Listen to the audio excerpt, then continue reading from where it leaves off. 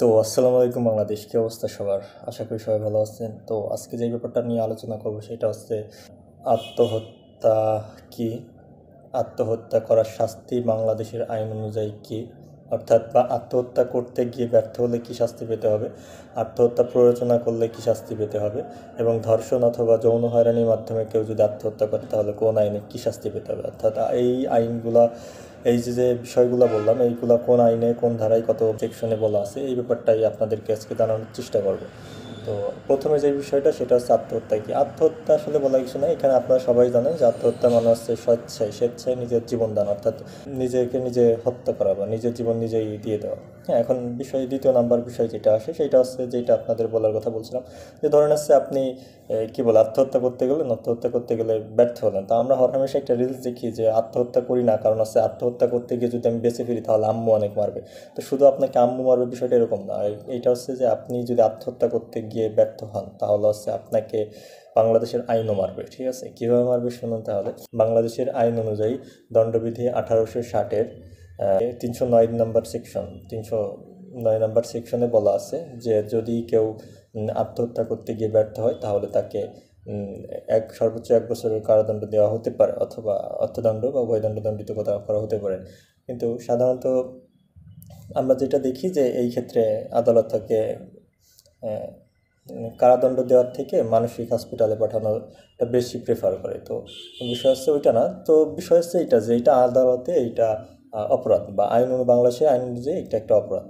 হ্যাঁ, তো দ্বিতীয় যে ব্যাপারটা, এটা শুধুমাত্র যে আপনি আত্মহত্যা করতে গিয়ে ব্যর্থ হলেন সেই জন্য আপনার শাস্তি পেরোবেন না।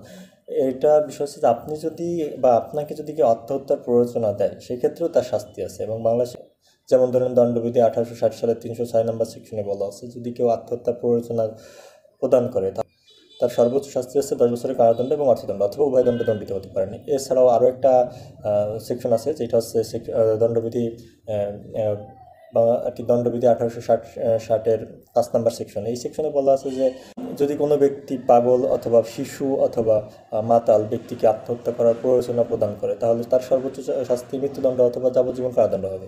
ঠিক আছে, এছাড়াও আত্মহত্যা প্ররোচনা করার ক্ষেত্রে আরও কিছু আইনও আছে, যেমন হচ্ছে যদি কোনো নারীকে ধর্ষণ অথবা যৌন হয়রানি করা হয় অথবা যৌন হয়রানি করা হয় সেই পারপাসে সে যদি আত্মহত্যা করে তাহলে হচ্ছে যেই ব্যক্তি এই ধরনের কার্যক্রমের সাথে মানে মূল হোতা, যেই ব্যক্তি মানে এই প্ররোচনাটা দিচ্ছে, হ্যাঁ, তার সর্বোচ্চ শাস্তি হচ্ছে 10 বছর কারাদণ্ড এবং সর্বনিম্ন শাস্তি 5 বছর, অর্থাৎ এইটা অজামিনযোগ্য একটা অপরাধ। তো বিষয় হচ্ছে যে আত্মহত্যা তো ভাই খুব একটা ভালো বিষয় না, তাই না? যে যেমন ইসলাম ধর্ম অনুযায়ী এটা তো একদম মহাপাপ, যার কোনো ক্ষমা নাই, এবং সামাজিক আইন অনুযায়ী এটা একটা অপরাধ হিসাবে গণ্য হয়।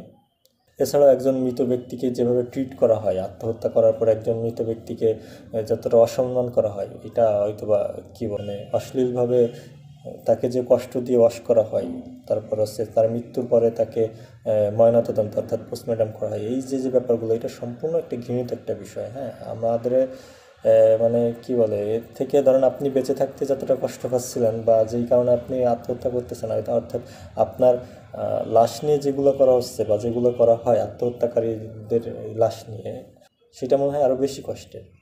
এর থেকে বেঁচে থাকাই ভালো, মানে ওই কষ্টটা নিয়ে বেঁচে থাকাই ভালো।